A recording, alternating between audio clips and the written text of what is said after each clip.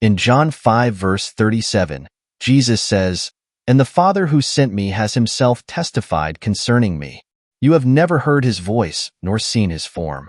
At first glance, some might argue that this statement suggests no one has ever seen or heard God, implying that Jesus, who was seen and heard by many, cannot be God.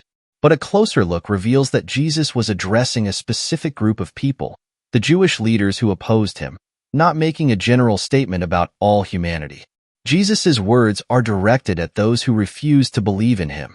He wasn't saying that no one has ever seen or heard God. Rather, he was highlighting the spiritual blindness of these particular individuals. They had not recognized God's voice or seen his form, not because God was absent, but because their unbelief prevented them from recognizing him in the person of Jesus. The Bible contains numerous accounts where people did indeed see and hear God. In 1 Kings 22 verse 19, the prophet Micaiah recounts a vision where he saw the Lord seated on his throne. Similarly, in Isaiah 6 verse 1, the prophet Isaiah describes seeing the Lord in his glory. These examples demonstrate that God has revealed himself visibly and audibly in the past. Moreover, the New Testament provides clear instances where God's voice was heard and his presence was revealed. In Matthew 3 verses 16 to 17, at Jesus' baptism, the heavens opened, and God's voice declared, "This is my Son, whom I love. With him I am well pleased."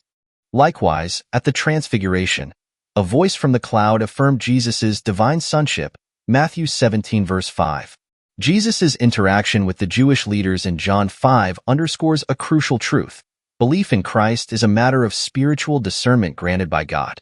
As Jesus says in John 6 verse 44, "No one can come to me unless the Father who sent me draws him." The inability of these leaders to recognize Jesus as the Son of God was not due to a lack of evidence, but a lack of divine revelation. They hadn't been drawn by the Father to understand who Jesus truly was. Ironically, those who stood before Jesus failed to realize that they were, in fact, seeing the visible manifestation of God.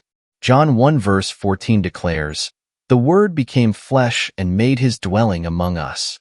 We have seen his glory, the glory of the one and only, who came from the Father, full of grace and truth." Jesus is the living, breathing revelation of God, the Word made flesh. To see Jesus is to see God himself. In John 14 verse 9, Jesus tells Philip, "Anyone who has seen me has seen the Father." This profound statement confirms that Jesus, though distinct as the Son, is the visible image of the invisible God. The Jewish leaders' failure to see this was not because God had not revealed himself, but because they were spiritually blind, unable to recognize God's presence in Christ. To conclude, John 5 verse 37 is not a denial that God can be seen or heard. Instead, it's a pointed reminder that without faith, people cannot perceive the divine. Those who believed in Jesus saw and heard God in a way that the unbelieving Jewish leaders could not. Jesus, the Son, is indeed God, revealed in human form, making known the Father to all who would believe.